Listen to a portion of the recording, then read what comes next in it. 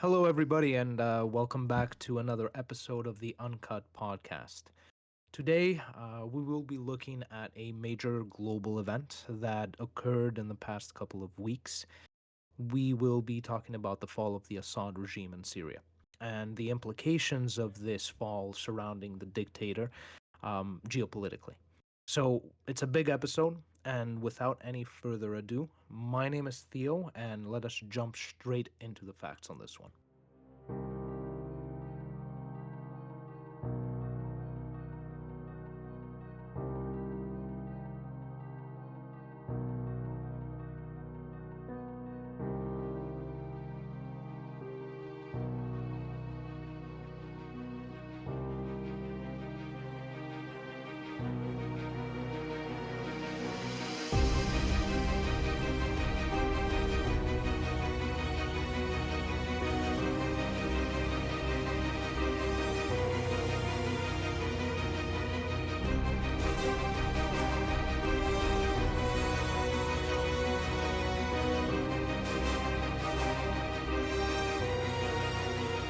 And now the Uncut Podcast presented by Joe and Theo.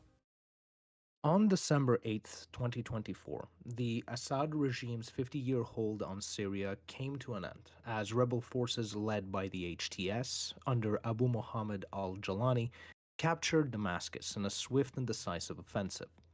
Now, the campaign began on November 27th, with HTS launching an attack in western Aleppo, seizing 13 villages and the critical base 46, signaling a broader strategy beyond retaliation.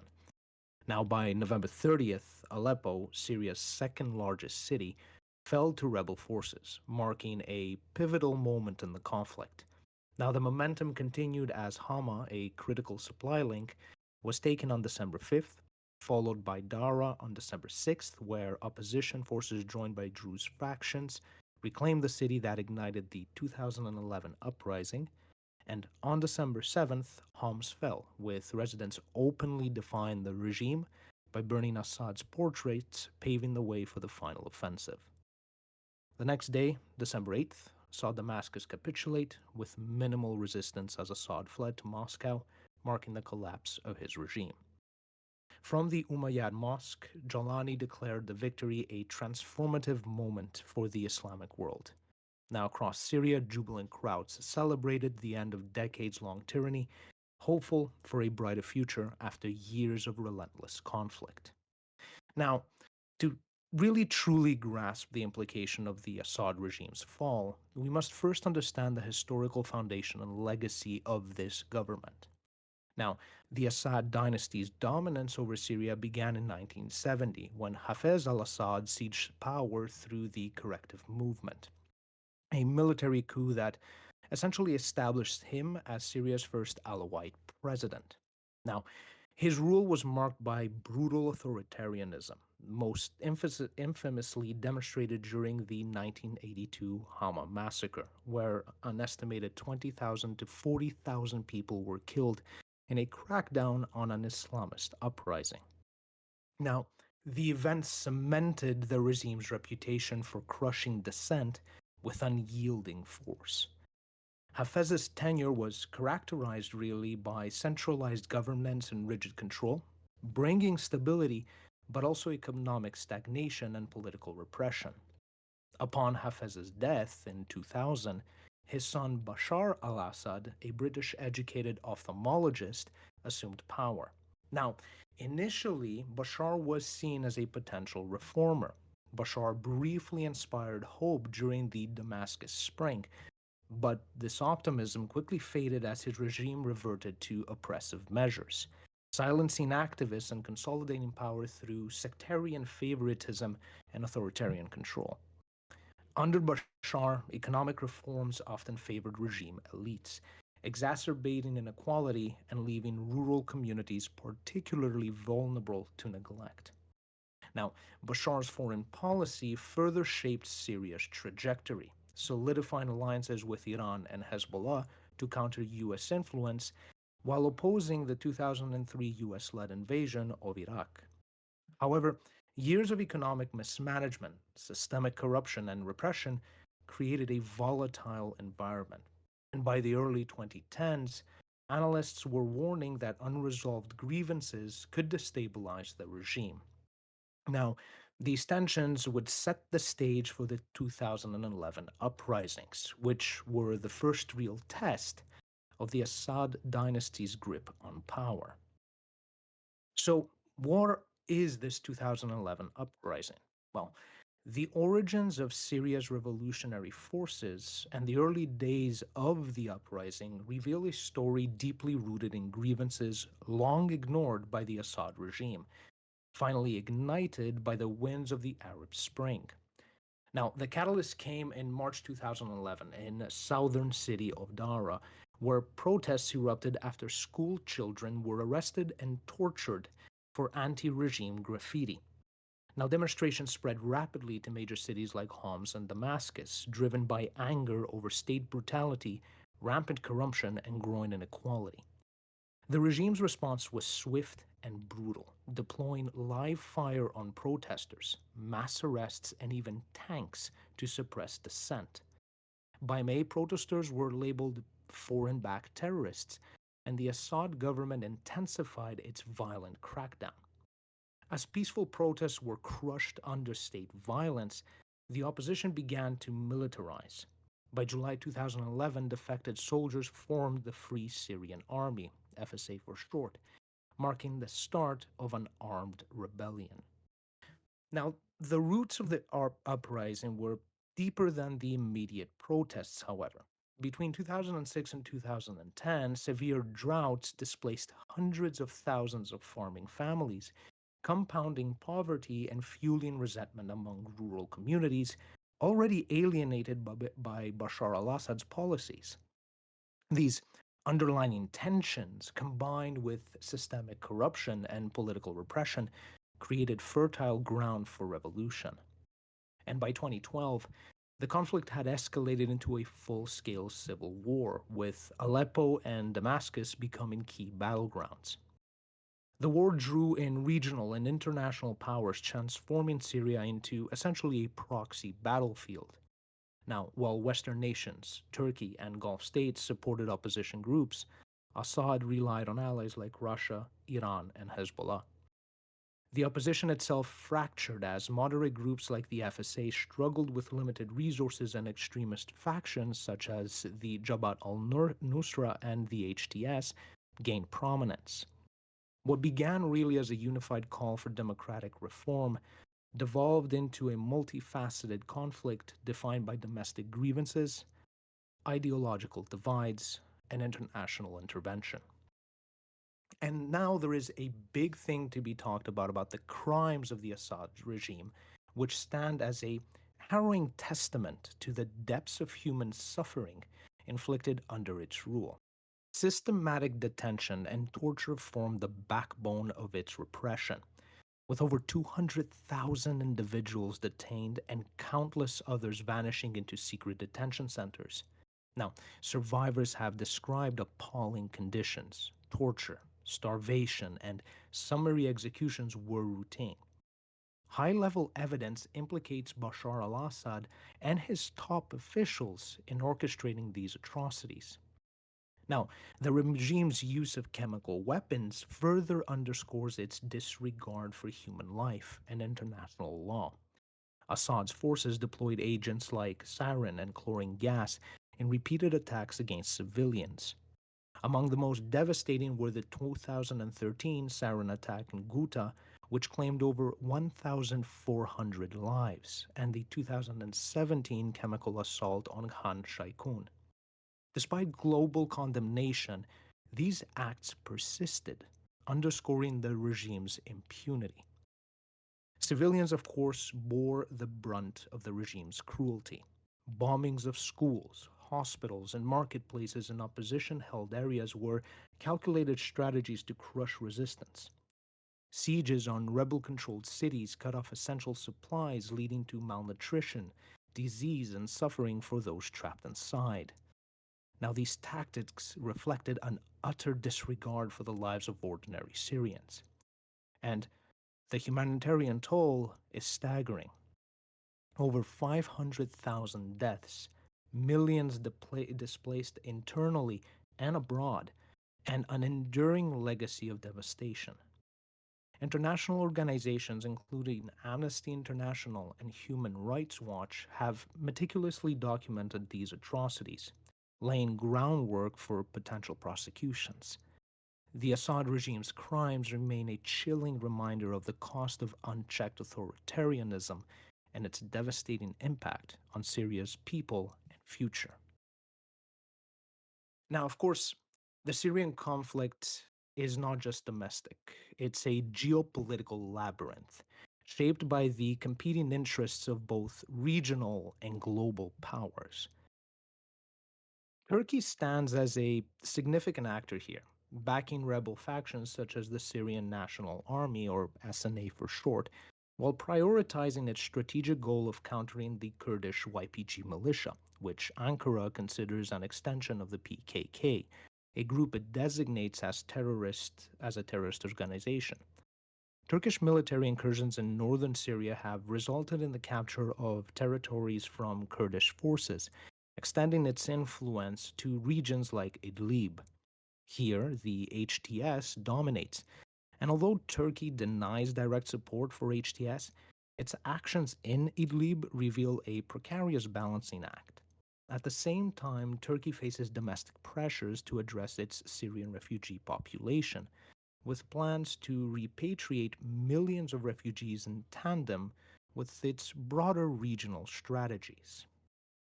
A second major player is Russia, and Russia's involvement underscores a long standing alliance with the Assad regime.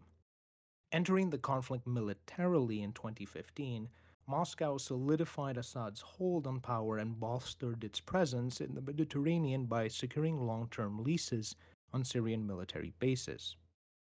Yet, Russia's ongoing war in Ukraine has strained its resources, potentially weakening its capacity to shape Syria's future trajectory.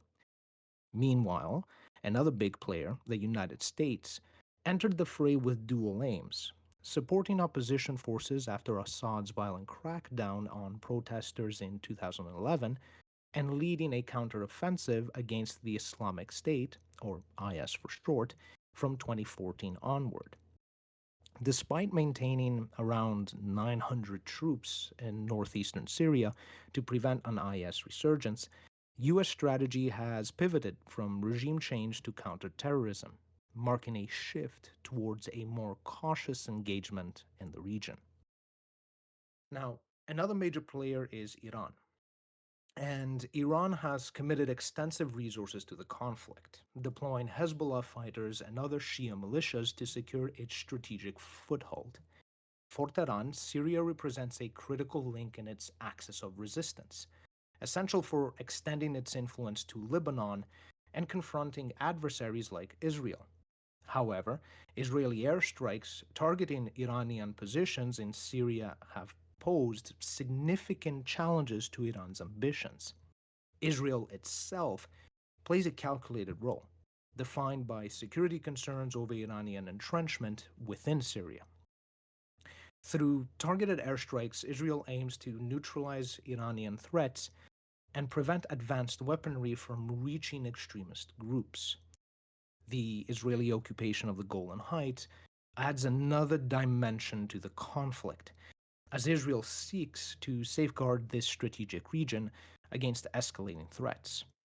Now, these intertwining agendas among regional and international players really illustrate the profound complexity of the Syrian conflict, where competing ambitions and volatile alliances have really prolonged the war and shaped its ever evolving landscape. Now, also, it's important to say that the Syrian battlefield has become a proxy war, a stage where powerful nations and regional actors advance their strategic interests. To summarize, Turkey focuses on countering Kurdish militias near its borders, ensuring territorial security while managing the dynamics of rebel factions. Russia and Iran, with substantial investments in Syria, aim to maintain influence and secure their broader geopolitical ambitions in the Middle East. Now, the United States has scaled back its aspirations of regime change, really prioritizing counterterrorism operations to prevent an IS resurgence. Meanwhile, Israel remains vigilant, aiming to neutralize perceived threats from Iran and its proxies to secure both regional stability and its own security interests. So, as Syria transitions into a uncertain post-Assad era, these players remain locked in a high-stakes competition, each vying to shape the nation's trajectory.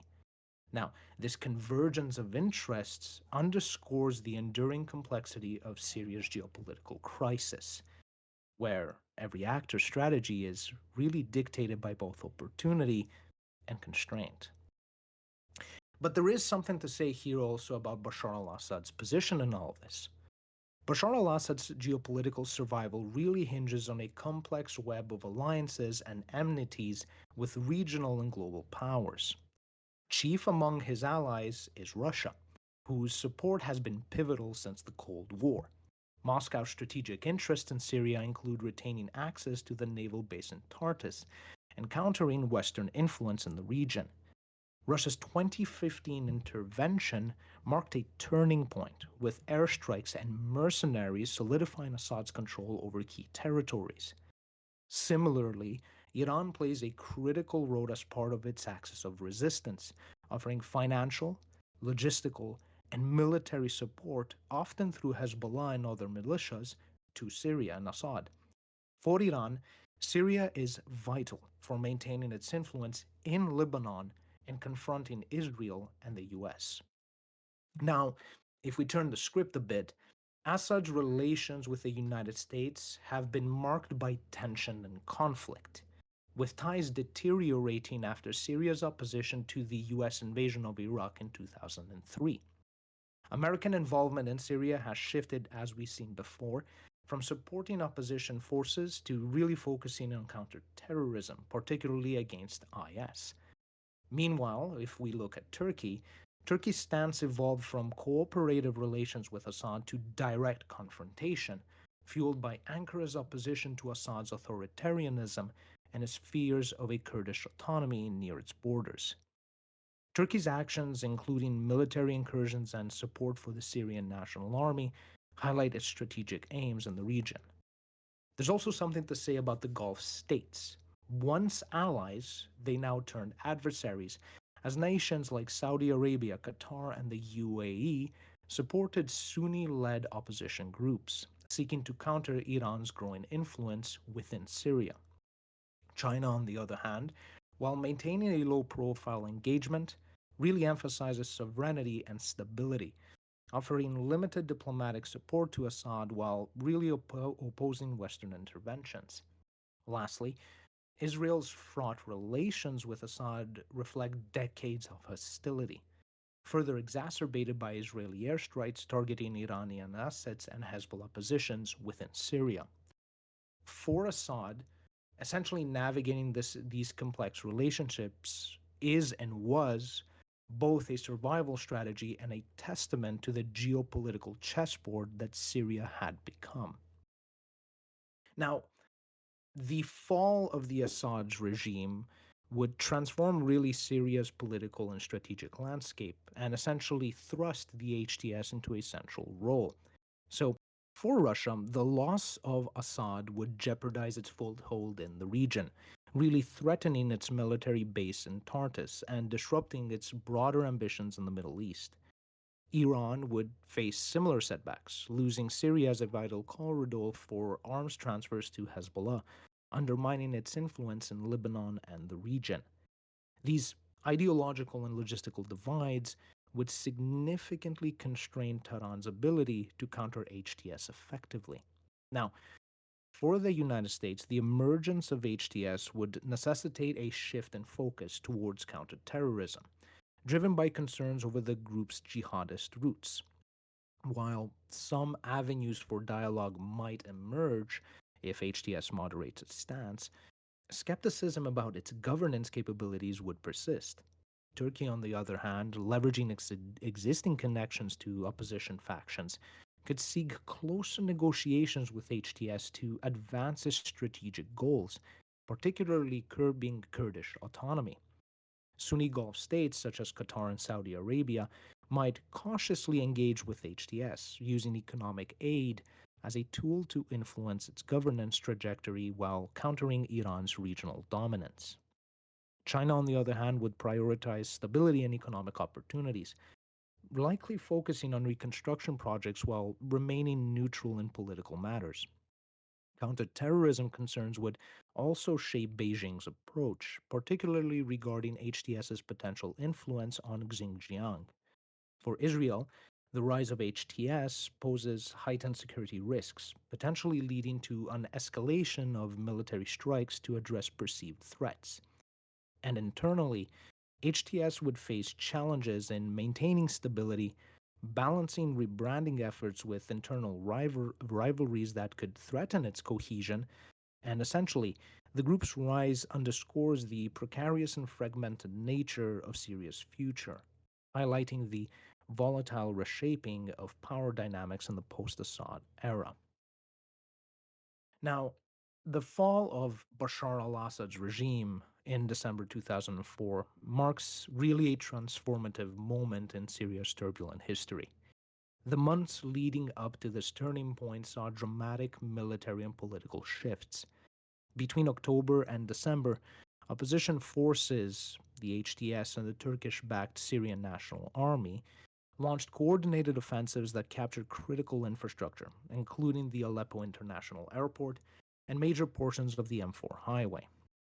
The SNA expanded its reach through Operation Dawn of Freedom, targeting Kurdish controlled areas and securing Tel Rifat, while HTS led forces advanced into southern Damascus.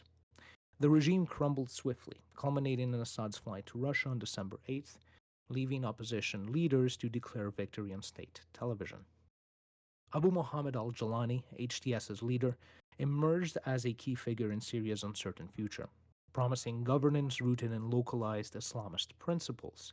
He pledged a departure from Assad's authoritarianism, yet skepticism abounds regarding HTS's ability to stabilize the nation. As the new government attempts to establish its authority, international reactions have underscored the complexities of Syria's evolving geopolitical landscape. The global response to Assad's fall reflects divergent priorities and concerns here. The United States hailed the regime's collapse as a historic opportunity, but really expressed wariness over HTS's extremist roots, with President Biden emphasizing counterterrorism and stability. Russia, now hosting Assad, signaled a reduction in its military footprint in Syria, while Iran lamented the loss of a strategic ally, doubling down on its support of Shia communities and proxy forces. Turkey welcomed the regime's change, aligning with the SNA's objective and bolstering its role in northern Syria. Gulf states have exhibited cautious optimism here, exploring potential engagements with HTS while assessing its claims of moderation. Now, it's important to also talk about the refugee crisis, which remains a pressing issue. Despite Assad's fall, large scale returns to have been hindered by safety concerns and inadequate infrastructure. Turkey and Lebanon, bearing the brunt of hosting millions of refugees, advocate for voluntary repatriation but face challenges in facilitating this process.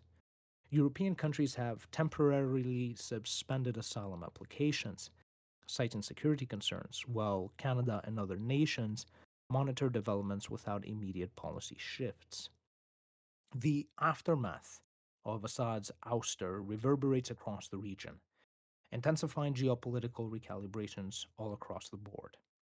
Russia faces significant losses, including diminished influence and threats to its military base in Syria, while Iran's Shia Crescent strategy suffers a severe blow. Both nations are reassessing their regional positions in the wake of these setbacks. For the United States, the power vacuum necessitates a careful approach, focusing on counterterrorism while avoiding formal recognition of HTS. Strengthened ties with Gulf states and even Turkey may provide leverage to stabilize Syria and counter Iran. Turkey also seeks to capitalize on its influence, positioning itself as a mediator and key player in northern Syria. However, its relations with Russia and Iran could really strain under shifting dynamics. Meanwhile, Europe and China prioritize stability and humanitarian concerns. China's interest centers on safeguarding Belt and Road investments, while Europe remains wary of HTS's ideological roots and governance capacity. Israel's strategic calculus intensifies as the fall of Assad complicates regional security, and heightened airstrikes and intelligence operations aim to neutralize threats from Iran and Hezbollah, underscoring Israel's proactive stance. So, HTS's rise as Syria's governing authority poses profound challenges. Now, the group must navigate internal rivalries, rebrand itself as a credible governing force, and address urgent humanitarian needs.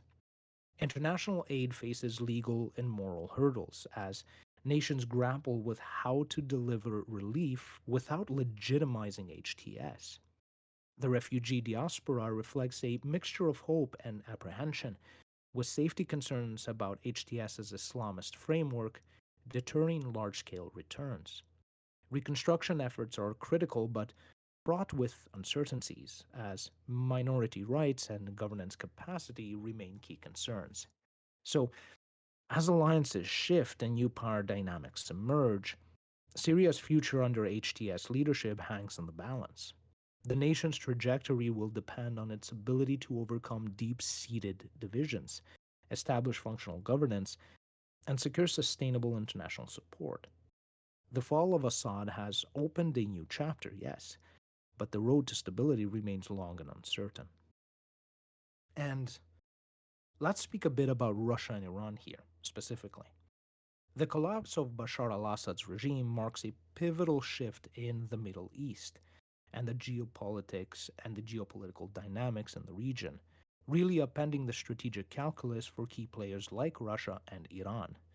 Both nations face profound challenges as they really have to reassess their regional strategies amid the new realities.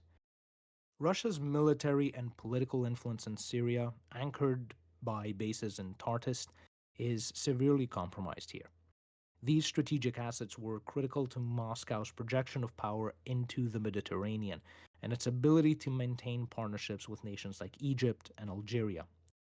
Their potential loss not only weakens Moscow's regional foothold, but could push these states closer to alternative alliances with Western powers or China, particularly in search of economic and military support. In addition, Russia's energy diplomacy suffers a blow. With diminished control over Syria's strategic energy routes, competitors such as Qatar and Israel gain leverage in shaping global natural gas markets. Russian linked proxies like Wagner, operating in Libya and Sudan, also face logistical disruptions, as Syria previously served as a key coordination hub. For Tehran, Assad's fall shatters its Shia Crescent vision, cutting off critical supply corridors to Lebanon and significantly isolating Hezbollah. This limits Iran's ability to support its proxies effectively and complicates its involvement in broader regional conflicts like Yemen and Iraq. Tehran may seek to compensate by intensifying reliance on Hezbollah and other proxies, but logistical hurdles and opposition from rivals like Turkey, Saudi Arabia, and the UAE pose formidable obstacles.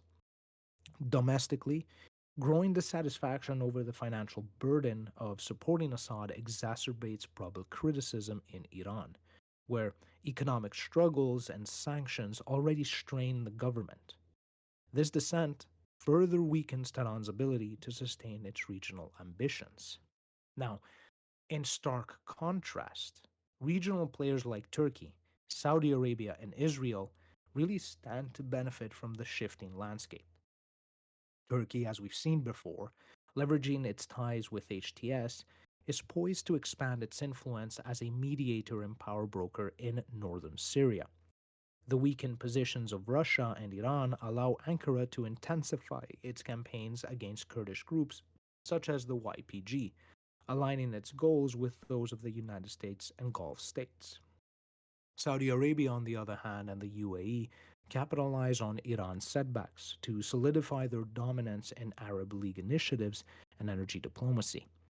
Meanwhile, Israel sees a strategic advantage in the disruption of Iranian supply lines to Hezbollah, though it remains vigilant against potential extremist threats or escalations involving Hezbollah, continuing its preemptive intelligence and defense operations. Qatar, specifically, with historical connections to Syrian opposition groups, is really uniquely positioned to engage diplomatically with the HTS. Acting as a mediator, Doha has an opportunity to expand its influence in northern Syria while maintaining strong ties with Western powers. Interestingly enough, for the United States, Assad's fall aligns with broader goals of countering Iranian influence and promoting regional stability. Enhanced partnerships with Turkey and Gulf states form the cornerstone of Washington's strategy here, alongside a focus again on counterterrorism to prevent extremist resurgence. China, on the other hand, prioritizing its economic agenda here, maintains a cautious approach to Syria's new leadership. Its involvement is likely to center on safeguarding Belt and Road Initiative investments, emphasizing infrastructure development while avoiding direct political entanglements. So, really, the fall of Assad has created a volatile and competitive environment with Turkey, the Gulf states, and Israel jockeying for influence amid the vacuum left by Russia and Iran. For global powers like the United States and China, this transition presents both challenges and opportunities in reshaping regional strategies. However, again, humanitarian concerns, refugee crises, and the untested governance of HTS compound the uncertainty.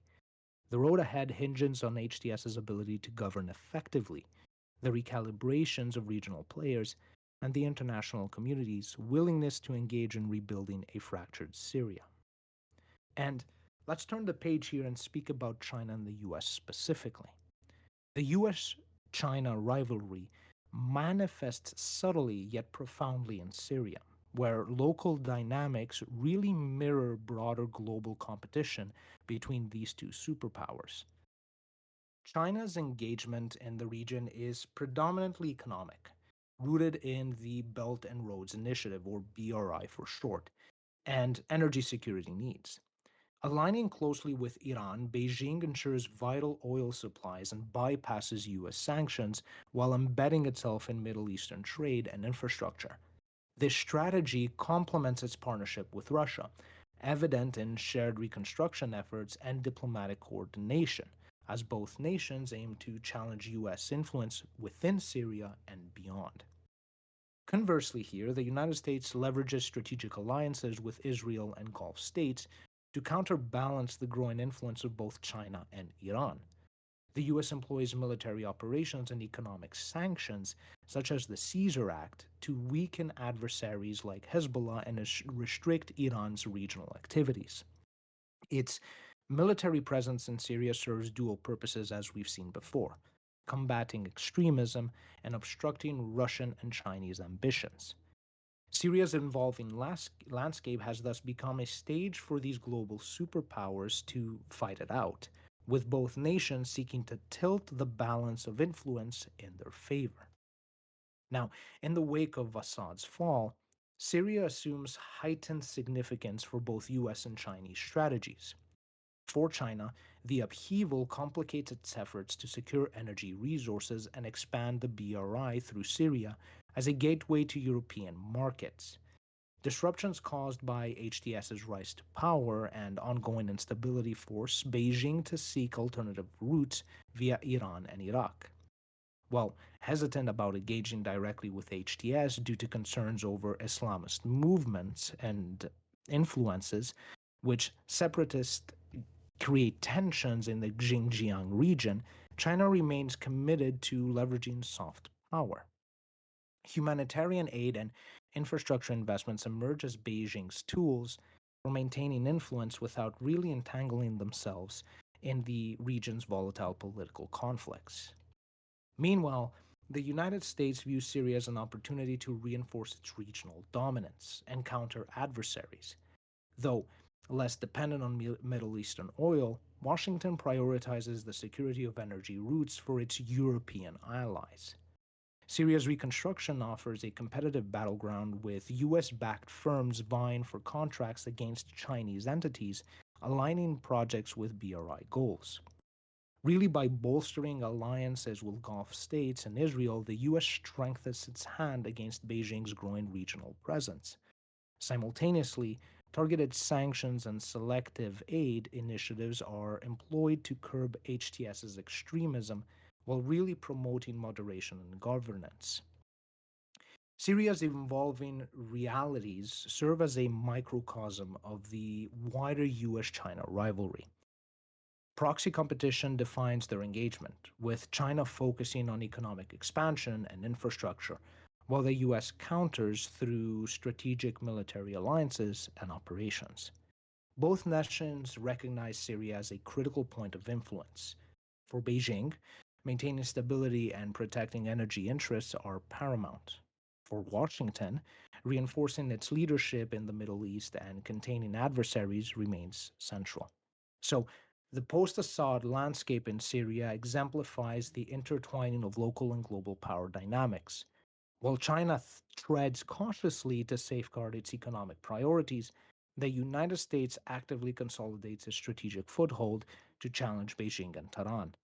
The interplay of their competing strategies will really shape not only Syria's reconstruction, but also the broader balance of power across the Middle East and beyond. Now, there's one player we really haven't focused on, and that's Israel. Israel's military strikes on Syrian camps add a layer of complexity to the geopolitical landscape, intertwining localized security concerns and global rivalries. So, these operations primarily target Iranian proxies, Hezbollah positions, and advanced weapons depots, forming a cornerstone of Israel's deterrent strategy. The strikes aim to dismantle Iranian entrenchment and neutralize threats along Israel's northern border by mitigating post Assad chaos. Israel prevents both Iranian proxies and extremist groups like HTS from consolidating unchecked power. Now, these efforts align with U.S. objectives as Washington provides intelligence, diplomatic backing, and technological support to bolster Israel's security. Now, this partnership undermines the Iran China Russia axis, with Israeli actions complicating Iran's ability to reliably support China's Belt and Road Initiative ambitions and eroding Russia's regional influence. From a U.S. perspective, bolstering Israel strengthens its own influence in the Middle East, while countering China's economic ambitions, particularly in energy trade and infrastructure tied to the Mediterranean and the Persian Gulf. US backed strikes disrupt adversarial supply chains and challenge China's reliance on Iranian and Russian proxies, forcing Beijing to recalibrate its strategy. These dynamics highlight how Israel's preemptive defense measures really contribute to broader US China competition for influence in the region.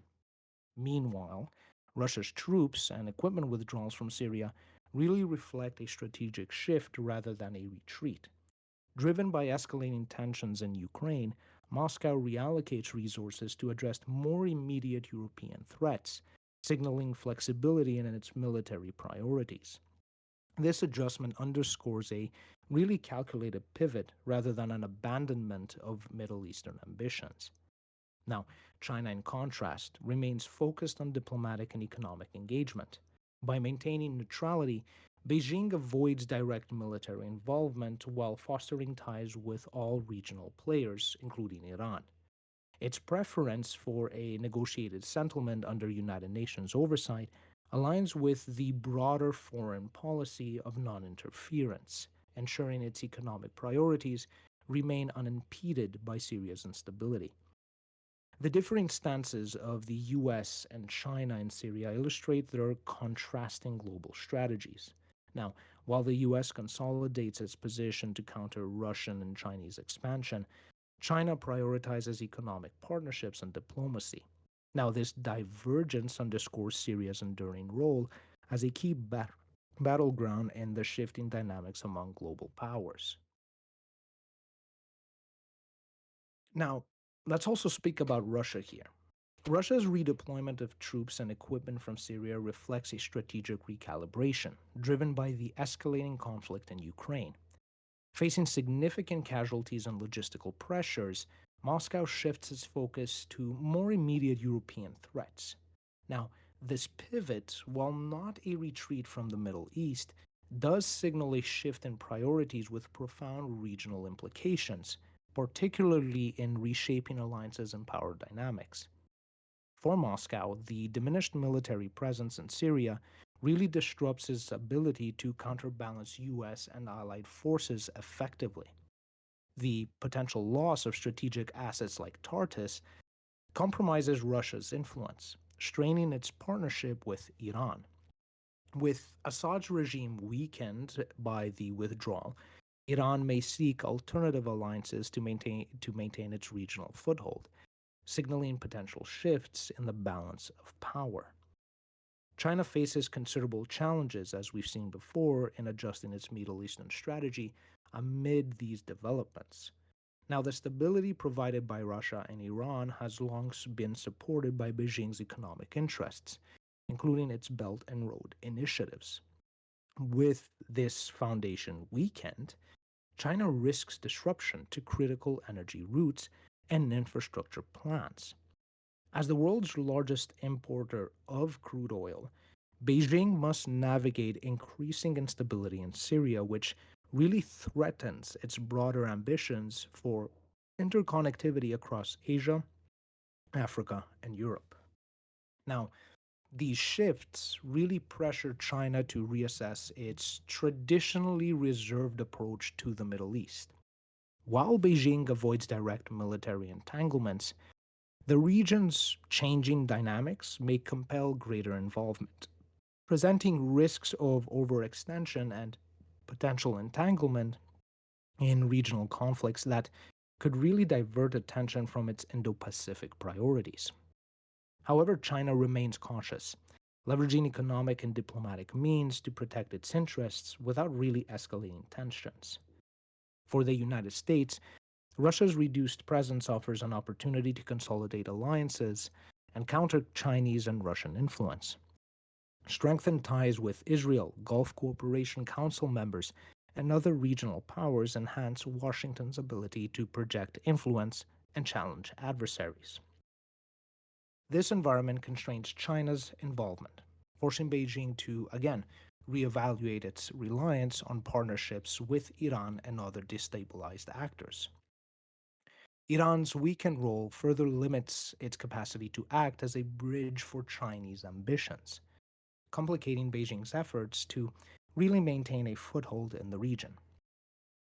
Now, Russia's withdrawal marks a pivotal moment, reshaping the power dynamics in Syria and the broader Middle East.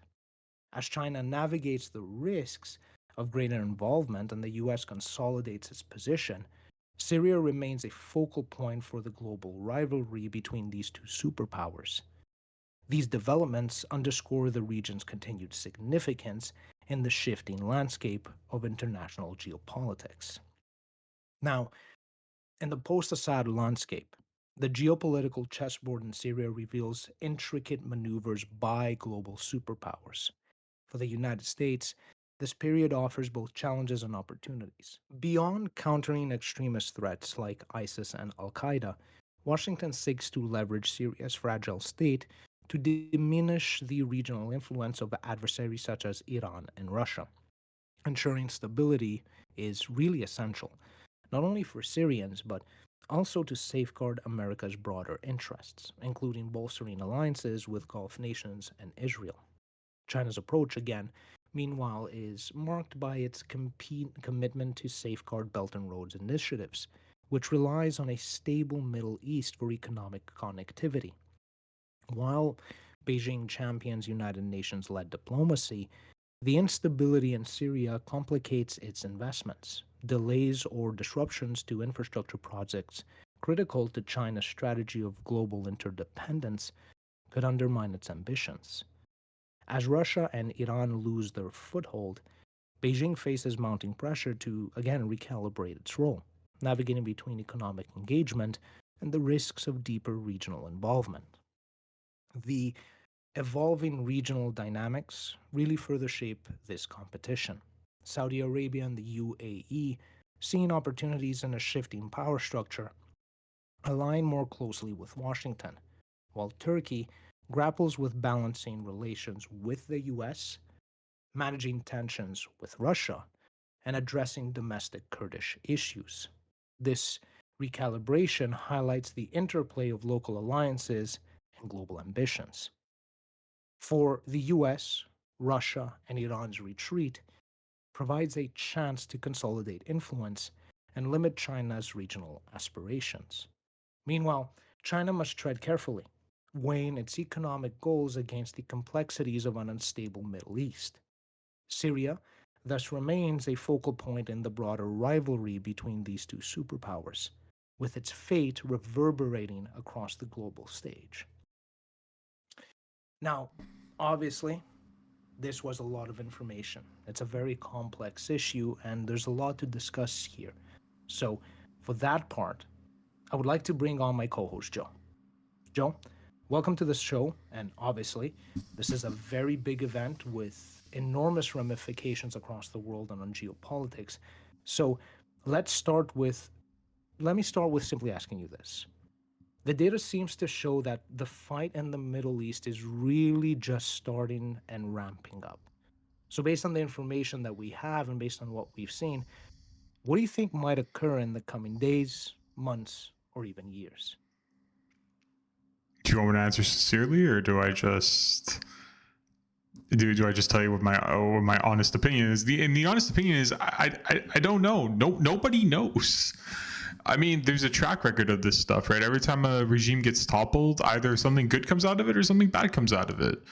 I think, if I'm not mistaken, you don't have to look too far, right? Look at Iran, right across. Their regime was toppled, and look what came out of it. Saudi Arabia, their regime was toppled. Look what came out of it. Sudan. I forgot. There was another one that I forgot about. But nobody knows. And this is the scariest thing, is like, nobody knows. It's not certainty that it'll be good. It's not certainty that it'll be bad. It might be worse. It might be better. But the thing is, at the end of the day, it's now up to the Syrian people to do what is necessary. Now, I know we just finished talking about the USA and Russia, Israel, and all these other parties that are obviously involved in the Middle East, but it's now up to the Syrians. Is it though? I believe so. I believe so. Well, listen, at the end of the day, yes, most likely the United States is going to get involved and probably put a puppet in charge and roll with that. But that is only implemented at the beginning. That's always been implemented at the beginning. After that, it is clear it's up to the people to keep it going. And you can look at any regime you want to look at. At first, yes, it's a honeymoon phase, right? They come in, they put their guy, this and that, but eventually that guy's going to go. And then we go to electoral votes. And then you go to voting. Well, I tend to disagree. Elaborate. Based on, well, here's the thing. Based on the facts that we've seen, not only for Syria, but we've also seen the facts with Israel and Palestine, right? Another Middle Eastern conflict that, although we don't want to bring it in on this topic, it is connected, right? Whenever these global superpowers, whether we're talking about China, whether we're talking about the US, even secondary powers to these two being Iran and Russia, when it comes to the Middle East, if they're not the Gulf states such as Saudi Arabia, Qatar, or the UAE, their entire proxy battles, their entire governments are all proxies, put in power and controlled by one of these superpowers or one of these players for dominance in the Middle East. So whenever a huge regime change in this area happens, i.e., what's happening right now with Assad, they're vying for control. HTS is just temporarily there, the way I see it. And HTS has a very interesting chess game now to play. This is where Al Jalani can really consolidate power for himself because he's got two superpowers here. He's got the US and China on both ends. So, how does he navigate that? Because obviously, if the US doesn't get his way, who's right below them? It's Israel. They're going to start bombing like they're doing and even more aggressively with the affirmation or with the need for counterterrorism and security. If they don't go with China, which is already weakened because of Russia's exit and Iran's weakening, the essentially the Sunni-led, I think, oppositions that Iran is actually supporting are going to get weakened. So behind the new so-called government of HTS is still a superpower. So it's not really the people that get to elect. There's not going to be many elections. Right? So let me add to this, right? Over the last 45 minutes, you've talked about China, you've talked about the United States, you've talked about Russia, you've talked about Israel, all these other countries. The one country we failed to talk about, and the one people we forgot to talk about, were the Syrian people. And knowing a couple of Syrians from Syria who've unfortunately have gone through the war and have lost people to the war, let me tell you something. They are one tough son of a bitches. And when they unite, when they're together, I'm telling you, it's going to be very difficult. I think they understand, and if you've known Syrians before, and the way it is now, they want to go back to kind of what it was in the 60s, in the 70s, in the 80s, which is a complete opposite to what Syria is today, or what has been known to be today. You know, so that's what I'm trying to say is like, I think they'll welcome the change more than anything, and I think a lot of them want to keep that change, and we've seen it. Look at the way they've been celebrating. Yes, right. Of course, they wanted. They wanted that old regime out, and now there's a lot of hatred with that regime.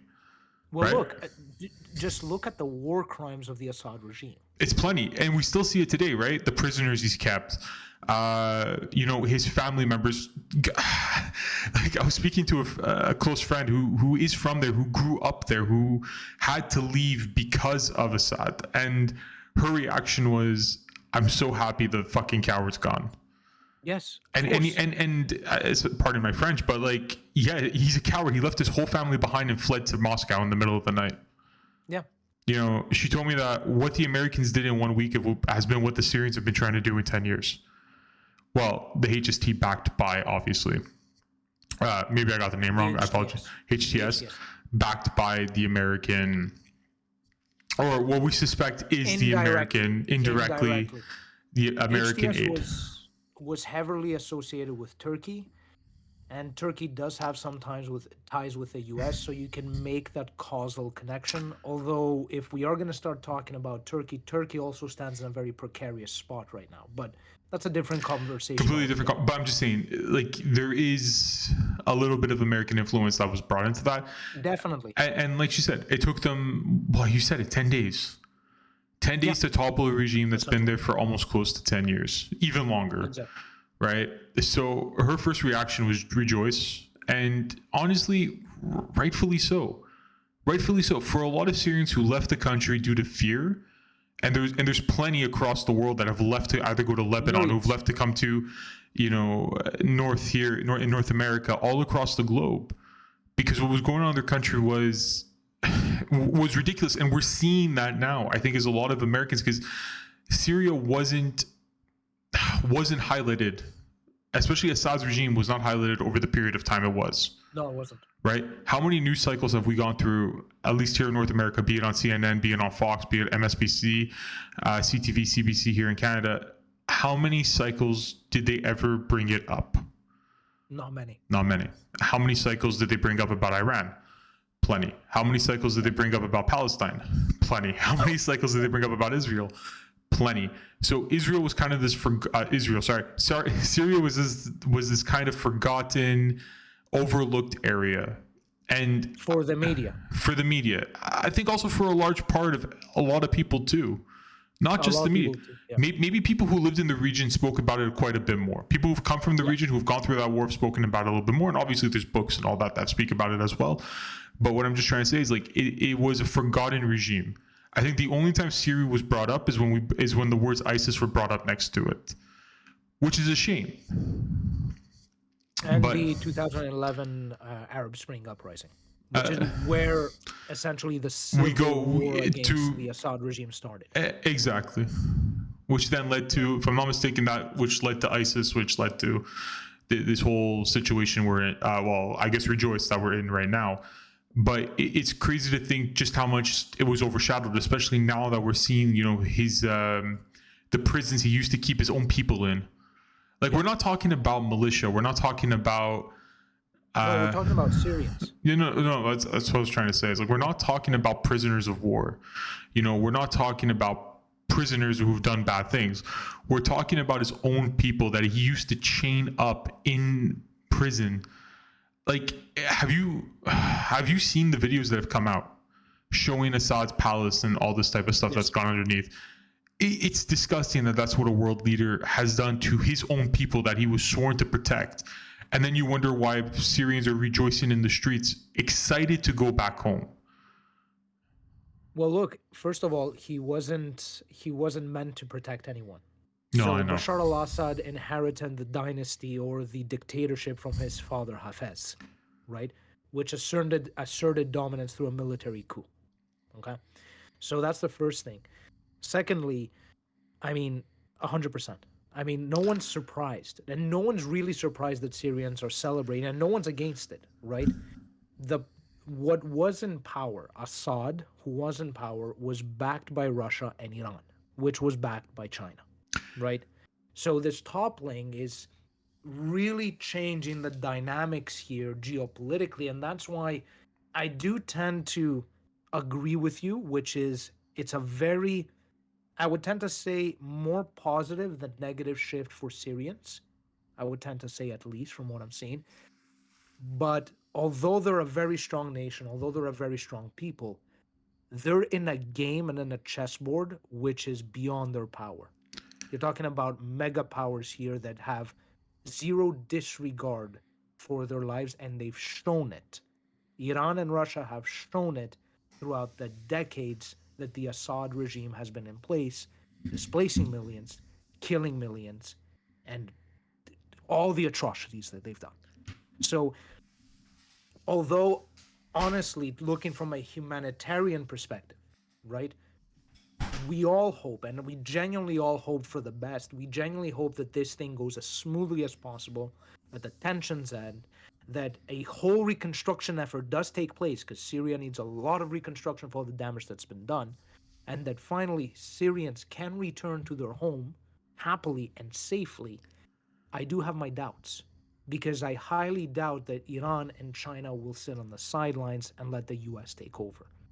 I do think that there's going to be more tensions, more bloodshed, and more fighting in there, unfortunately. Well, this is where I come back to. I don't listen. Obviously, it's good. There's going to be bloodshed still.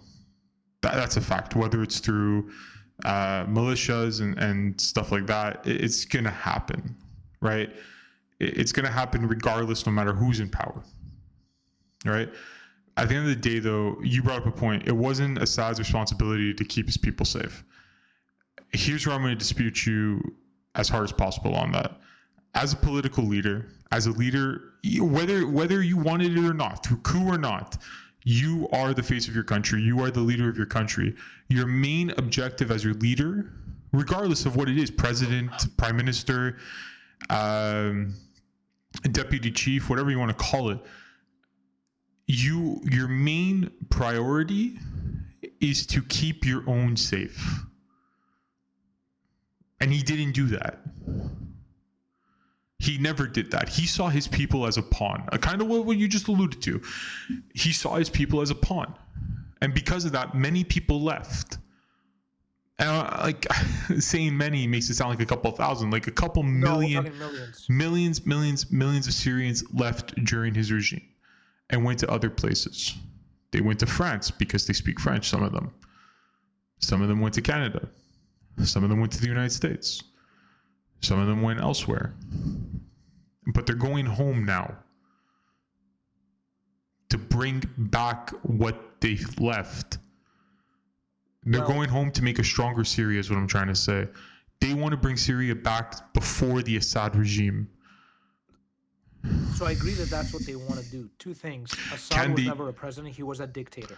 Regardless, dictator. At the end of the day, Theo, what I'm just trying to say is a dictator, a president, a prime minister, whatever, you are the lead of your country. No? Yes, but there's a difference between a dictator and a president. Okay, so let me ask you a question. Is what would you put Xiaoping of China? What would you call him? Dictator. He's a dictator. He's a dictator. Okay, he's a dictator. What is his goal still till this day for the Chinese people? Yeah, to grow China. Yes. And you grow China by killing your own people.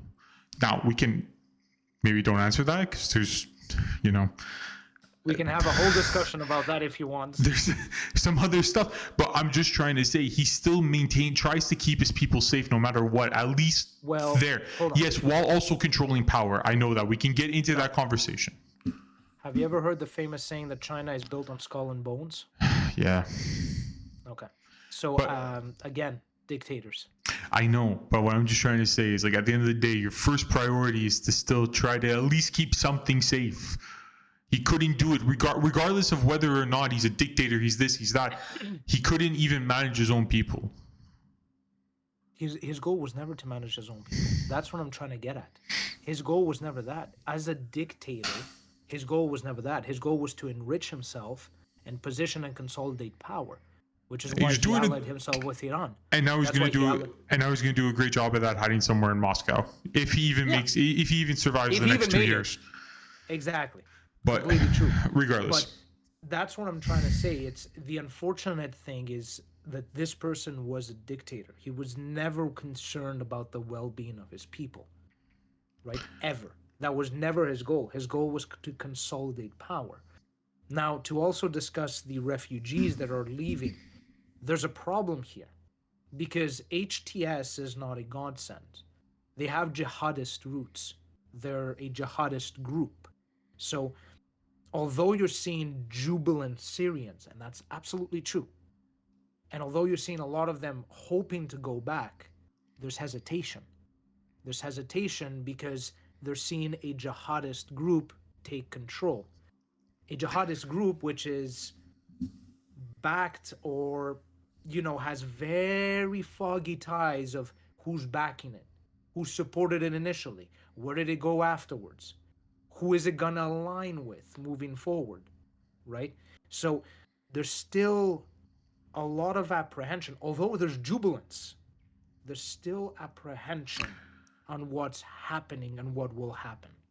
Look, my honest opinion is this, right? Yeah, there's jubilance. And like I said, I think at this point now, the states can get involved all they want to get involved. Russia can get involved all they want to get involved. This decision needs to come down to the Syrian people at the end of the day.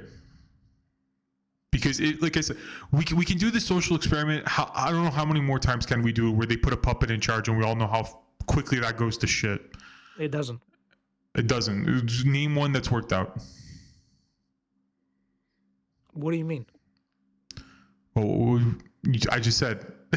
Geopolitical proxies are running the entire Middle East. Okay, this is what I'm trying to say. So a coup takes place, right? Whatever just happened, they ran the previous regime out of power. Took right? him 10 years. Took him 10 years. Took him 10 days for some people. I'm just trying to say this. If you go in there right now and put something that the Syrian people don't want, you're going to create another situation. That's all I'm trying to get to. You're not going to stop a situation from happening if you don't listen to the people in hand. We can go back and forth on it.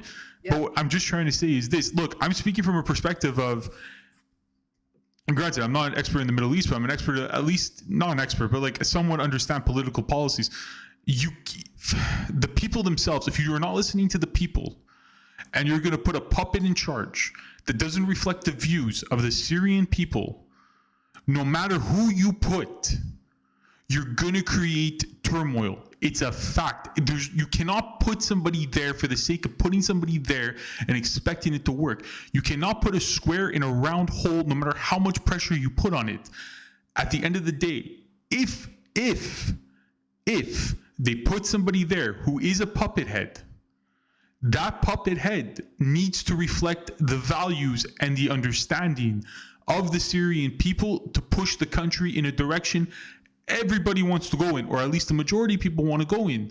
Because if this person doesn't agree with the majority of the people, you're going to have another uprising and you're going to create another terrorist regime. You're speaking about a cut from a democratic perspective. Yes. There's no democracy in Syria. There's no democracy in these countries. I understand It's that. regime. It's everywhere you look at the Middle East. Look at the UAE. Look at Saudi Arabia. Maybe we're stepping a bit out of line here, but these are royal families that control this. There's no democracy there. Well, yeah. There's none. Right. Iran, there's no democracy. Iraq, there's no democracy. Israel, what democracy? They're all backed by the US. Do you not understand the Middle East? There's no democracy in the Middle East. No, and I understand. It's ripe of energy, ripe of oil, which means the two powers, China and the US, call the shots.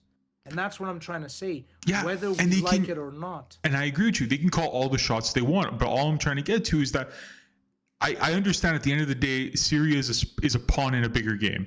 But what I'm just trying to get to is this: you're never going to create a situation where there's not tension. But the least you can fucking do in a situation like this is to not create tension in the same fucking place you put tension in to begin with. So yes, you threw out the old regime. Fantastic. And now the people have a chance to do as they, well, not do as they wish, but to at least have a glimmer of hope of having restoration to what they once believed in. No, I'm not going crazy. That is true. That being said, you can't to a certain degree you have to bullshit what you're looking at, right? I don't care if you call it democracy. I don't care if you do a vote and you rig the fucking vote. All I'm trying to say is, like, you have to show the people somewhat that they have fucking power. You can't just put a figurehead there for the sake of putting a fucking figurehead there. Do you understand what I'm trying to say? You can't put a guy in next week and be like, we're taking over the country, I'm your new leader. You need to show them. That's what I'm trying to say, is you need to show them something. I don't care if it's a fake fucking vote. It just at the end of the day to be like, oh, we rigged the fucking ballot. Here you go. This is our guy. But what I'm trying to say is you need somebody to reside with the people to be like, yes, if America wants to be a part of it, you need the people on board. Do you know what I'm trying to say? What I'm trying to say is, even if it's like that, it's a pseudo democracy. It's not real. Okay, so then again, it's a pseudo democracy. But Theo, do you at least understand what I'm trying to say? Power do the people have? But none. They don't have. At this very moment in time, they don't have because of what's going on. But what I'm trying to ask you is this, right? If the people align in one way and the regime wants to go this way, what's the end result? You're going to go through the whole cycle again? Most probably. Depending on who's backing the regime and who's fighting for dominance. So what's best for this new regime? Let's say it's US based, right? Let's go with the assumption, whatever everybody out there is reporting. It's a US based militia group, whatever, that has kicked Assad out and is now kind of looking to control this new era in Syria. Correct. Okay. If they don't reside with the people to get the people on board with what they want to do, they won't do that. They're going to go straight to start talking and negotiating or with Iran, Russia, China, or the US. That's how it's going to be decided. They're going to be talking with them. Okay, yes, no, that's fine. They might have another political agenda, HST. That's not what I'm trying to say. Let's just, like I said, let's say maybe HST is going with Iran. Maybe let's say HST is going with the United States backing. And let's say for whatever reason they take Iran's backing. But the Syrian people believe that's not the best case scenario. So now you have HST. That's HTS. Sorry. No worries. HTS up top. The rest of the people are disagreeing with what they're going with. What situation is going to come from that? You're gonna have HTS, and you might have another ISIS come up where it's death to America or death to whatever, and you're gonna create the same vicious cycle over and over and over again. The only situations it works is, like you said, Saudi Arabia. Granted, there's money involved in that, but let's be honest, they're very politically advised by the Americans. Yes. Why is that? Well, the Americans, money.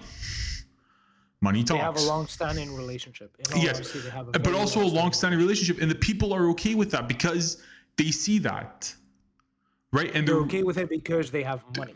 exactly, and they're getting that benefit of that relationship because, whatever it may be, I was going to say Israel as an example, but I don't think that's the appropriate conversation to be having right now. But this is what I'm trying to say is if you can get that power in that aligns with the people, you create a better situation within the country. Oh, I get what you're saying. It's if you happen to align with the people with a geopolitical stance, then it becomes better. Yes, because you don't create that civil unrest. I don't know if I was saying it wrong this whole time. Then I apologize for screaming in a mic for 20 minutes. But then you create civil unrest, and when you have civil unrest, your goals become harder to accomplish. Look, as a nation. Sense. So it doesn't so it doesn't matter if you're backed by the US or if you're backed by China or if you're backed by Iran, because if you have civil unrest, you create a space where turmoil is going to exist for one of those other nations to then enter into your country. Do you see what I mean? By creating another militia that will then and we continue this cycle over and over over again till there's nothing left of a country. If again, that I agree with you. Okay, now it's clear. Well, it took us 20 minutes to see what screaming into a mic for 20 minutes does that to people. But listen, if it does align in such a way, if all the stars align, then yes, that's perfectly fine. You will see a development happen. For sure, there's going to be intervention from opposing forces because there's no way you won't get intervention. No, Again, you will. This is a geopolitical chessboard. And we're going to get into that. Right. The question here is, will that alignment happen? Most probably can. And here's why. Because for a very long time, the Assad regime was in power and Syrians hated it. The Assad regime was backed by Russia and Iran. Assad fell. Assad left. Who's the opposition to Iran and Russia? The US. So I think Syrians are more or less aligning with that perspective. Maybe I'm wrong. I could be completely wrong. But from what I see, is they're happy to get Assad out and get Russia and Iran out. Listen, I haven't spoken to one Syrian that's been sad about Assad leaving. I think they all want his head on a stake, the Mussolini treatment. Exactly. So I think that's possible, what you're saying. What my major argument was that at the end of the day, although the Syrian people have a say, they don't have power in this. No, and not yet. And I don't think for a while either. I think right now you need stability in the country is what I'm just trying to get to. You can't have a rocky situation right now or else it's never going to be settled. And that's kind of key is what's going to happen, not today, not tomorrow. It's what the next 10 years looks like. It's what the next 20 years looks like. You can't. And what's important here is to see how HTS is going to position itself. That's it. Is HTS going to revert back to Iran and Russia, seeing that they have jihadist roots, and go again with a clash and create another enormous turmoil? Or will it seem that they're going to lean more towards Western influences, right? United States, obviously, which seems to be what the Syrian people, like you're saying, seem to be rejoicing about. But like I said, it's not that they're rejoicing about. It's just when you look at Syria, 20 years ago, 30 years ago, in the 80s, and even to the 90s up to a certain degree, go look at the photos of Syria. Go look at what the people are wearing on the streets. Go look how they're walking around. And then go look at photos of 5 years ago, 10 years ago. It's two night and day situations. And just also, I don't know if you're pulling it up, but no, I'm not. But important thing in the 70s, Hafez al-Assad, which is the father of Bashar al-Assad, took control. Yeah, Syria was falling into turmoil at that point. But I'm just trying to say, look at the people and the way they are. Right? I think there's photos that you can do night and day situations. And I think when you speak to most Syrians, they want to go back. I'm not saying to that lifestyle or if the country was in distress at that point, I don't think they want to go back to wars. I don't think they want to go back to that type of life. right? I think they want to still hold the values they hold traditionally, which is great. It's fantastic to do, right? But they want to have the control in saying, like, the people themselves. I think when you look at the Western view, they want to have the freedom to say, I want to be like this, I want to be like that. I don't think they want a gun over their head telling them what to believe in. At the end of the day, that was Assad, right? You follow my way or get the or you die, essentially, or you die.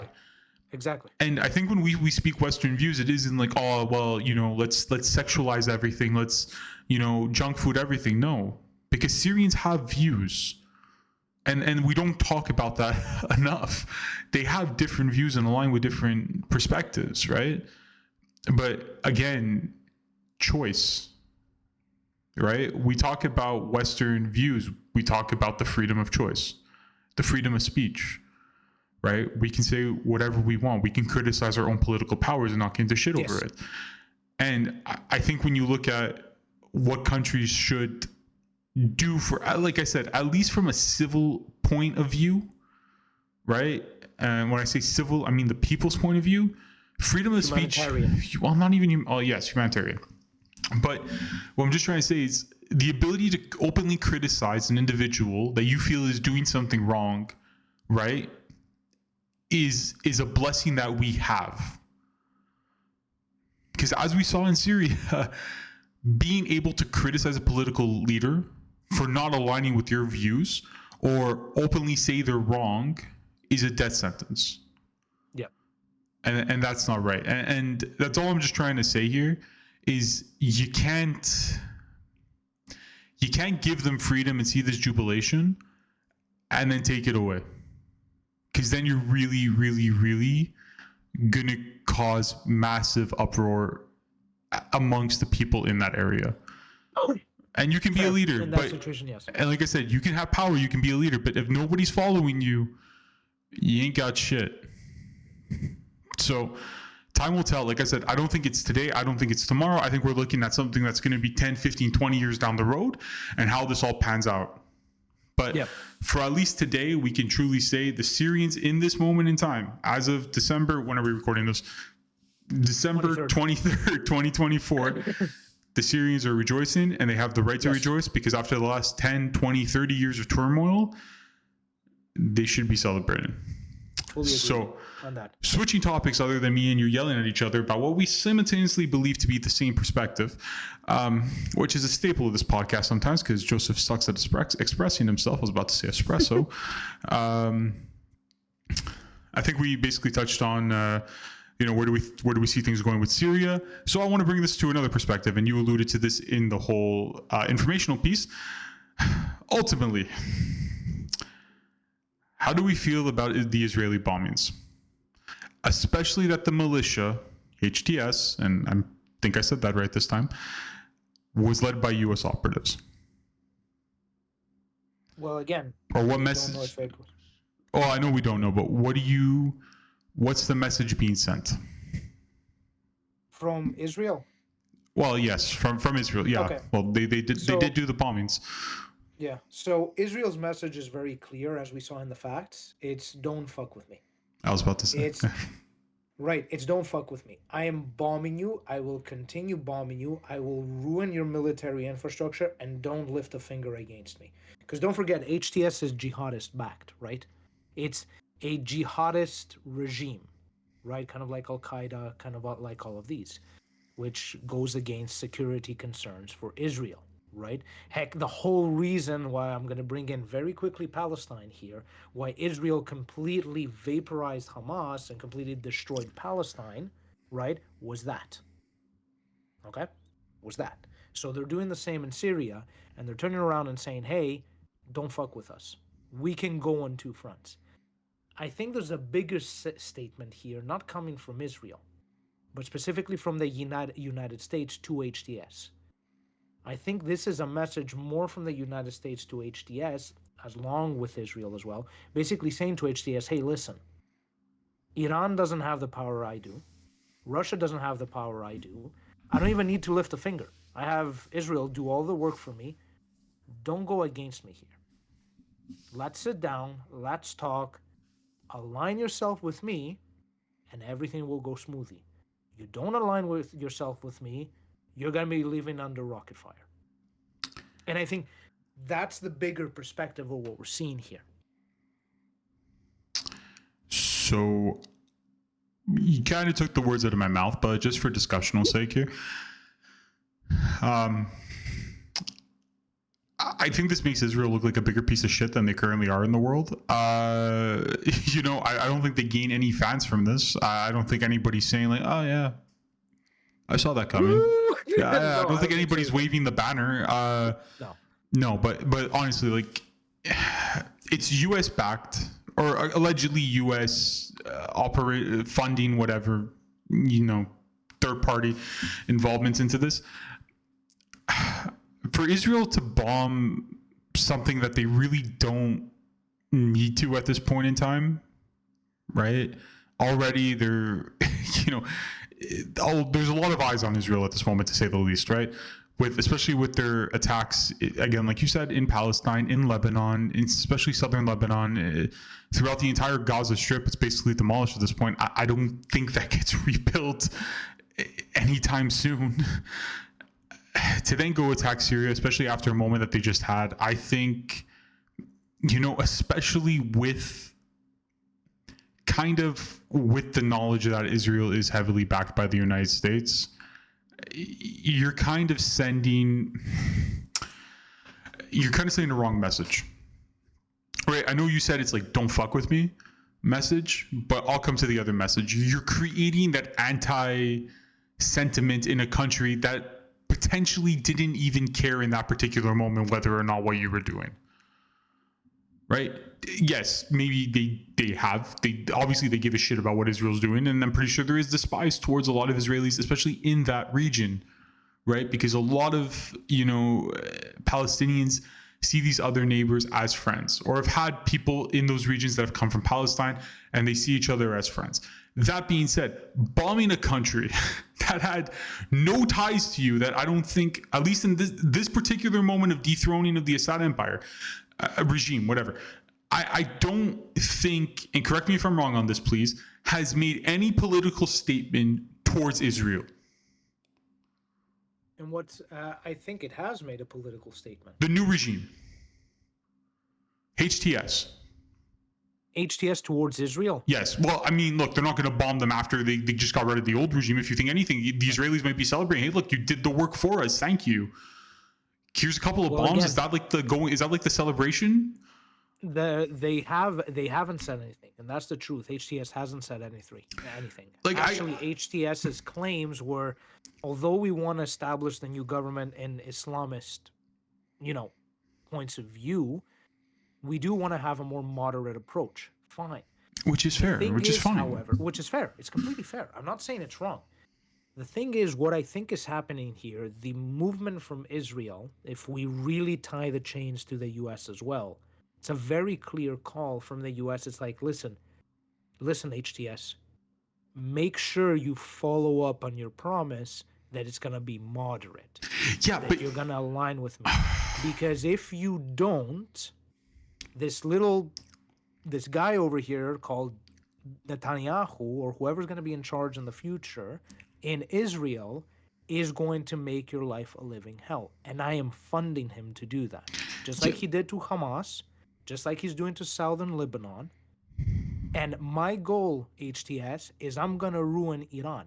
I'm fighting Iran and China. Don't align with them. Okay, but aren't you... That's the message. Okay, that's fine. That's fine. But like, don't you feel like just a little bit in you that's like, if that's the message you're trying to send to them, is the best fucking idea to bomb the country?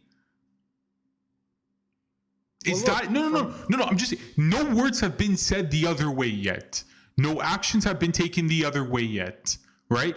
They're in this moment, jubilation. Oh shit, we have a chance at creating a new systematic thing. Oh my God, the United States helped us. They took us out of this area and brought us into this new area. All right, cool. We're aligning with you.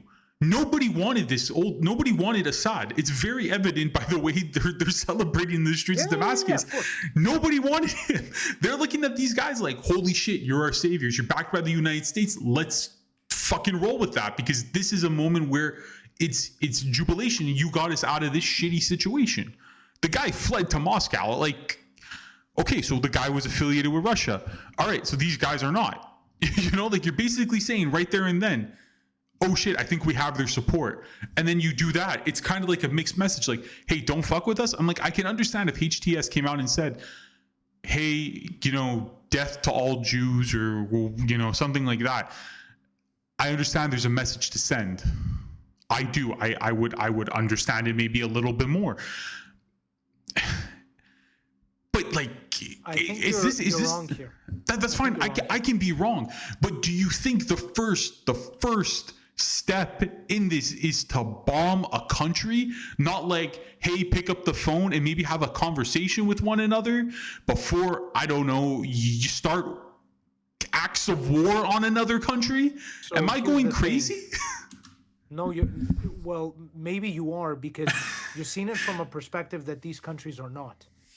You're seeing it from a perspective of, oh my God, we need to be democratic. These countries there right now in the US is seeing it from a geopolitical stance, not political, geopolitical and military stance. Okay, I get that. Do you think the US trusts HTS? No, they don't, man. So the comments that came out of the US were, wow, this is great. Congrats. This looks cool, but I'm apprehensive. okay, so I don't know yet. So bear with me on this, okay? I bear with me on this for a second. I'm gonna try to make sense with this in front of you and in front of the people. Okay. ISIS, militia-led group, right? The U.S. funded them. Am I not wrong? Right? You know, they then kind of despised America, right? Did their own thing, a couple of terrorist attacks. So maybe a little bit of hesitation on the American side for funding another militia, right? They go fund HTS. They win. You know, so far, no death to America sentiments have come out of this, to my knowledge, right? If what you're telling me is what the Americans are assuming, 0 for 2 in funding militias that have gone against you is probably a good chance you should relook at your advisory team that's telling you to fund these people. I'm just saying, like, make it make sense to me is what I'm just trying to get to. I understand, like, I understand the hesitation to it. I do, but like, what I'm trying to say is there's been no sentiment up to this point, right, to dictate that kind of response. And I'm not saying the action doesn't justify what the fuck just went on. You see where, at least where I'm coming from? I'm not saying this from a political aspect, but if you're trying to make enemies, you're doing pretty freaking good job at it. Yeah, but again, like, I understand your perspective. But I do, because you're like, okay, like, these people with their actions, they're aligning with you. Why are you attacking them? It's not why are you attacking them. It's you have such an anti-Semitic. No, not even. I'm not even gonna say anti-Semitic. You have such like an anti point of view around you at the very moment, considering what you've done to a lot of their neighbors and friends and family. And your first fucking reaction in the situation is to attack a country that didn't even get involved with you to begin with. Like, I make it make sense to me, Theo. No, but again, I understand your perspective, and that's the perspective that a lot of people have. The thing is, that's not the perspective that's enduring with these countries. They don't care about that perspective. So basically, they bombed another country just for the fucking sake of bombing another country to say, don't fuck with me. No, it's not for the sake of bombing. This is what you don't understand from my perspective and their perspective as well in terms of geopolitics. It's a chessboard. They're there to win. HTS is a jihadist regime, similar to ISIS. Okay. The US, like you correctly said, funded ISIS and got screwed. You think they didn't learn? Well, so you think they're going to leave HTS, even though they haven't said anything. They're going to leave them with all the weapon caches, all the armaments, all the weaponry that the Assad regime had so they can go in there, grab it, and then suddenly do something. No, No. they never do. Send And Israel in, bomb these things, destroy them, don't touch civilians, but destroy the military bases, and that's it. And then we can sit and negotiate with them to see how we can align. But The US isn't stupid. This is a geopolitical strategy. Can you go? Afghanistan. This is the point I want to make. That sounds like we're just really just tossing Middle Eastern countries out here now. But Afghanistan, right? When the States 9/11 happened, the first country they went into was Afghanistan. Right? Was it, or was it Iraq? No, it was Iraq. It was Iraq, whatever. I mean, they still went to Afghanistan at one point. Yes, afterwards. Afterwards. 2004, I think. 2000, close enough. Well, not close enough, but so they went to Afghanistan. They went to Iraq, right? They basically dethrone both those regimes in order to create kind of their own regime. What was the mistake they made? Well, they left the weapon caches there. Once They left the weapon caches. Didn't they also pull out early? Because I can't remember. I need like your brain's a little bit better than my brain. I remember they pulled out early. Not necessarily. They pulled out, if I'm not mistaken, I think they pulled out under Obama, which started pulling forces out, but they didn't pull out early at all. What happened It in depends what Iraq you want and to say is early or Afghanistan- not early. I mean, what I'm just trying to say is like I remember maybe not too long ago, like watching a newscast, and they were talking about Afghanistan and the United States and how this was a time of importance for a lot of Afghanistanians. I'm probably butchering that. Afghanis, where it was an important time because there was a lot of civil unrest within their country. And they needed the US military in order to prevent that unrest, right? Because there was, I want to say it was the Taliban. I might be wrong, but I think it was the Taliban that was looking to gain control again of Afghanistan. And when the US pulled out, it basically said they're scared. And the people of Afghanistan have had an uneasy relationship with a lot of Americans because of that. Because basically in a time of need, they left them to a regime nobody saw eye to eye with. So my fear is we're going to see the same thing in Syria. You've done what you needed to do. You've accomplished that. Whether it's HTS backed by, I want to say they are backed by the United States, funded by the United States, right? The goal now is not to do it that way. If you ask me, at least with somewhat of a political background in this situation, your goal right now is to create rest. It's to create, as much as it's difficult, peace. Because if civil unrest occurs, problems will happen, right? It's not rocket science. Civil unrest is the main cause to a lot of uproar within a country. If you want Syria, it's whichever way you want it to go, whichever way they align with. And I've made this beginning, you needed to align with a specific goal. So if, like I said, if there's no necessary force required, why are you already creating an anti-movement towards a specific region? Like, that's what I fail to understand. If you want these countries to work together, and I know what you're telling me, it's a chessboard and there's places to be played. And I get your point of view where you're saying, oh, if they don't do this, it's basically, hey, I'm going to show you who's the stronger power. I get that point of view. But understand my point of view too when I'm saying this to you. How are you ever going to get these two countries to sit down at a table if already you're starting to start shit? They don't want to. Why is it so hard for you to understand that? They don't want that. Because if you physically just funded a militia to step in and to help you gain control of a specific region. But they haven't gained control. It's HTS that has control.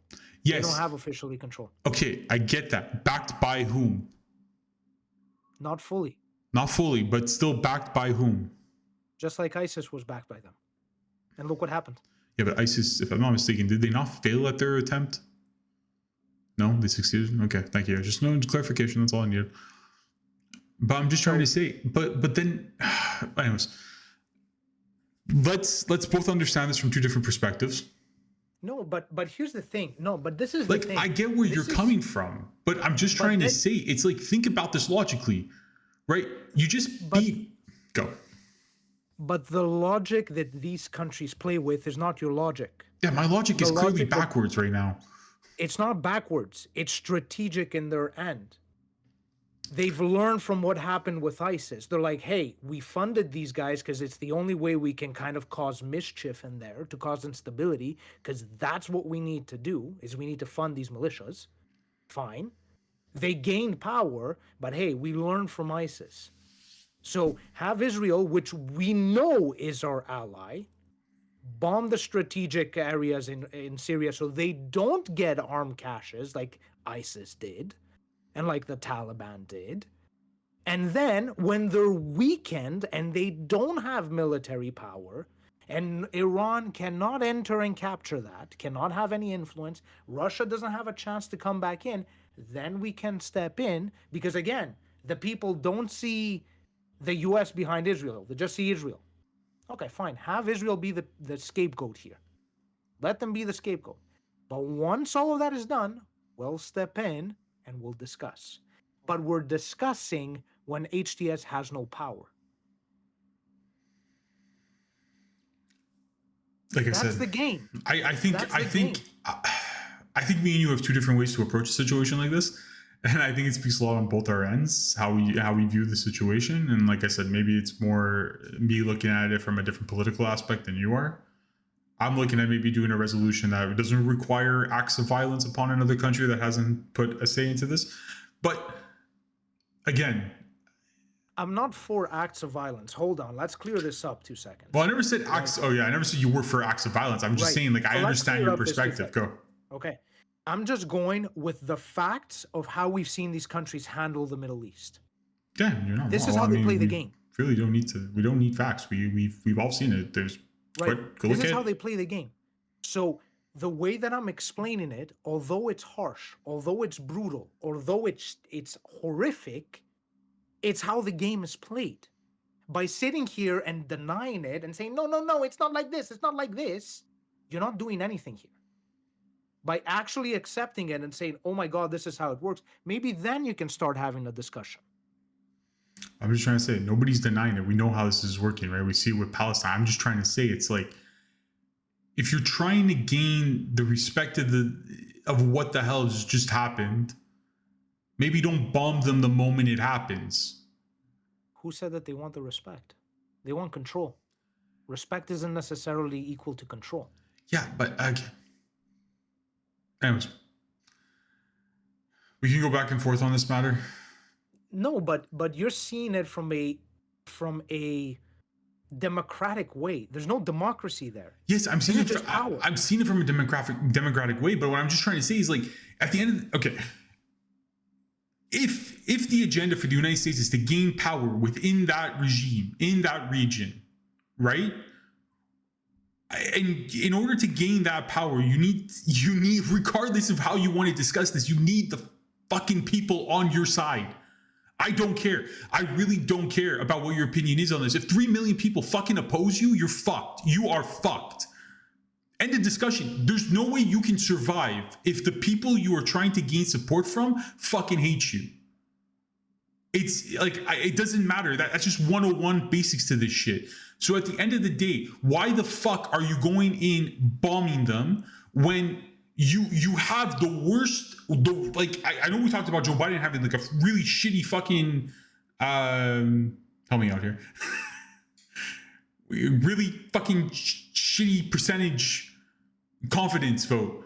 Israel has the worst fucking confidence vote right now in that fucking region, if you want to look at it that way. And what did they go do? They sink it even further. So now, forget it. If the United States wanted to have a conversation at the table, even if they did right now, it's fucking tarnished. Because they're looking at it and it's like, what, we're next on this chopping list? Is all I'm trying to get to. They're alienating the people that have the biggest support for them, and they just basically fucked it. Now, is it going to change? I don't fucking know. But all you're basically saying is, well, maybe we do have to go look to Russia. No, you're not. Again, this is what you're not understanding. They didn't hit hospitals like Russia and Assad did. They didn't hit school children and torture them. They hit military bases, which were owned by Assad. They hit military bases that were controlled and backed by Russia and Iran.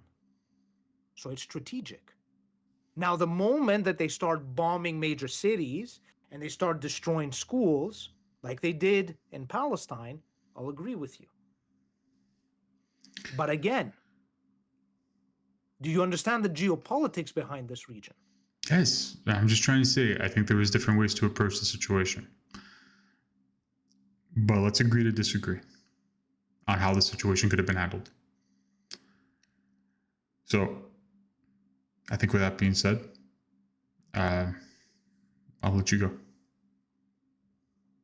So yeah, on a very simple thing, so closing off this episode, firstly, I'd like to say thank you to the audience for genuinely listening to the show. We really appreciate the time that you give us. Secondly, as you've seen, the Middle East is a very complex topic with a constant unfolding of events. It's constantly developing, so it's very hard to predict any sort of direction. The information we shared today, which is based on the facts that we found, and the information we shared through our opinions with the current information and in the current times, can change rapidly, right? And shifts will occur for sure. And that is the only certain thing, and the most probably why we will be circling back to this topic in future episodes as more information gets unfolded and as more discussion points will come about. Now, it's important also to flip the question to the audience here. What are your opinions of what is happening in the Middle East, and what do you think will happen next? Of course, we are more than happy to interact with you in the comments, and more than happy to take into consideration information and credible sources therein that we might have missed that could change the facts presented. Finally, if you enjoyed the episode, do consider subscribing. Share the episode with someone you believe will enjoy or gain something from the content. You can find the Uncut podcast on most streaming platforms such as Google Play. However, our main home is here on Spotify. And as always, my name is Theo, and I want to thank my incredible co-host Joe, and we'll both see you on the next episode. This has been Uncut, and thank you for listening.